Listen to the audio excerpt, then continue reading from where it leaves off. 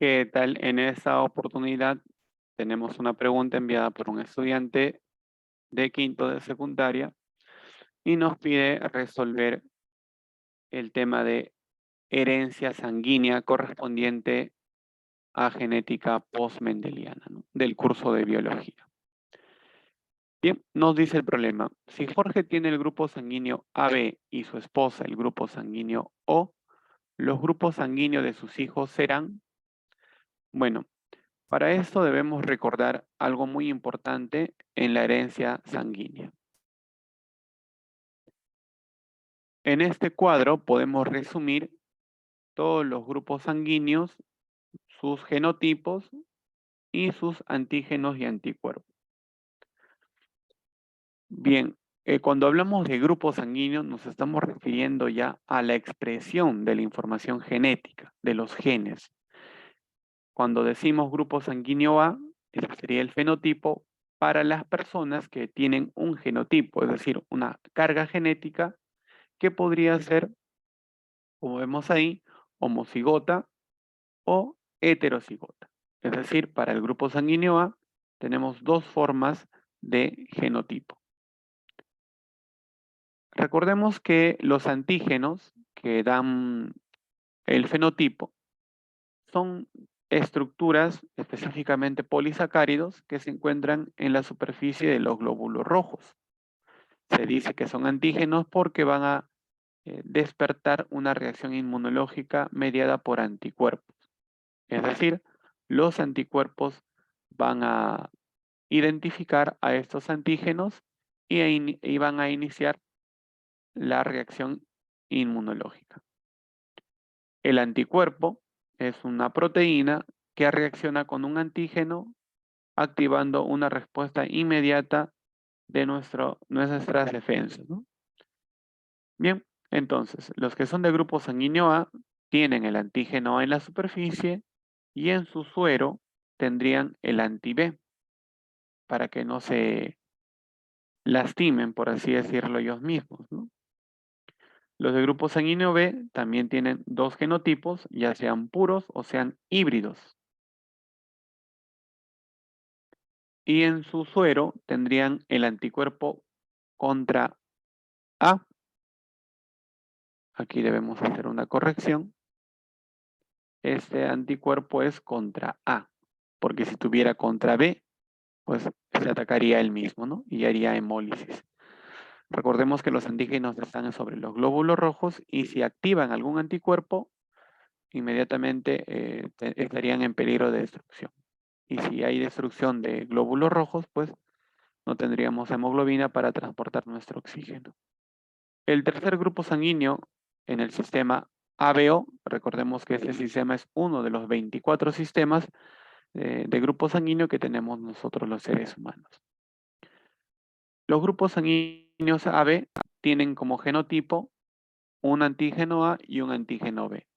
Estos superpuestos en la superficie de los glóbulos rojos.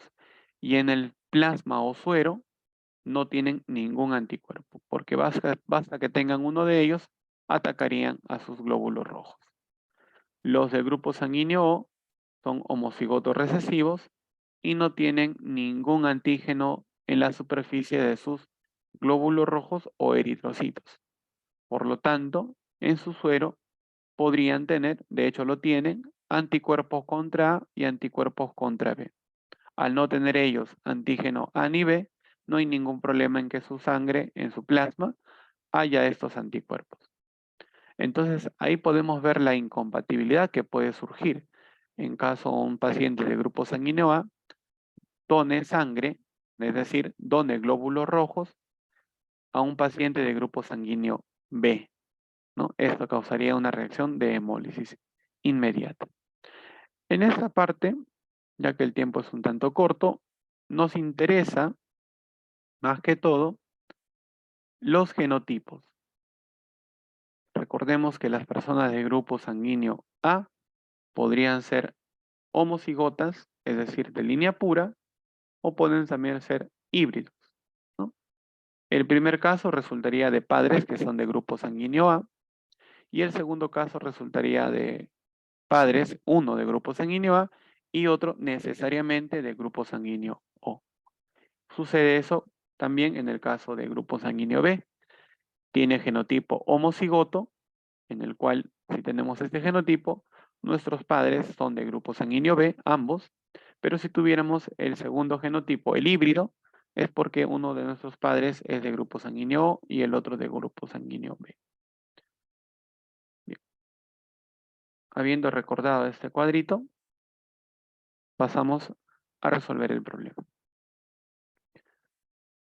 Del problema, entonces, nos dice que la madre es de grupo sanguíneo O, va a tener este genotipo, y el papá es de grupo sanguíneo AB, con este genotipo. Aquí es el genotipo del padre, y aquí es el genotipo de la madre. Por la ley de segregación de Mendel, este genotipo, al momento de segregar los gametos, se divide llevando 50% a un gameto y 50% a otro gameto, ¿no? Generando así células haploides. Entonces, el que tiene la información para el grupo sanguíneo A se va a un gameto, a un espermatozoide y el otro al otro espermatozoide. Se dice entonces en este caso que el padre va a tener gametos diferentes, ¿no? O heterogametos. El padre es heterogamético, mientras que la madre, al tener al ser homocigota recesivo, al momento de generar sus gametos, que serían sus óvulos, todos van a ser iguales. Se dice que es homogamética. ¿Bien? Una vez obtenidos los gametos por segregación, vamos a realizar el cruce. El cruce o cruza consiste en unir los gametos masculinos y femeninos y lo podríamos hacer directamente o utilizando el tablero de Punnett. En este caso yo elegí usar el tablero de Punnett. Este tablero consta de doble entrada en el cual vamos a poner por un lado los gametos del padre y por otro los gametos de la madre, haciendo que estos se crucen en cada cuadrito. Por ejemplo, de la unión de este gameto con este gameto surge un individuo diploide que va a ser o va a tener el siguiente genotipo. Igual, el mismo gameto, que sería el mismo espermatozoide, podría fecundar también al otro óvulo, generando así otro individuo, ¿no? Que es parecido al anterior. Lo mismo pasa con ese espermatozoide que podría fecundar al óvulo o al otro óvulo, que son lo mismo al final y por eso que los individuos que se obtienen de esos cruces van a ser iguales. Entonces, al momento de informar el genotipo y fenotipo, debemos ver cuántos del total tienen ciertas características, ¿no? Eso es en el fenotipo. Pero en el genotipo solamente vamos a decir si son homocigotos recesivos, dominantes o son heterocigotos. Nos damos cuenta que aquí dos de los individuos van a ser heterocigotos para el antígeno o el genotipo A. Decimos entonces 2 de 4 son heterocigotos para A. Y también 2 de 4 van a ser heterocigotos para B. Eso es el genotipo. Y en el fenotipo, ¿no? Basta que tenga un A, ya es el grupo sanguíneo A. Heterocigoto, claro, pero al final es del grupo sanguíneo A. Entonces decimos 2 de 4, acá lo vamos a sombrear. 1, 2. De un total de 4 son del grupo sanguíneo A. Y igual, 2 de 4 son del grupo sanguíneo B.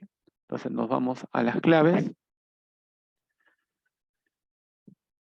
Nos dicen, los hijos serán del grupo sanguíneo de ninguna manera. Para que sea del grupo sanguíneo, como hemos visto en el tablero anterior, deben tener doble I minúscula. Y no hay ninguno aquí en la descendencia, la F1 también se le llama, que tenga esas características. Ahora, los hijos serán del grupo sanguíneo A Sí, pero no todos. Algunos del grupo sanguíneo B. Entonces no sería la clave. La C nos dice del grupo sanguíneo B, los hijos en general, no. Algunos, otros serán del grupo sanguíneo A.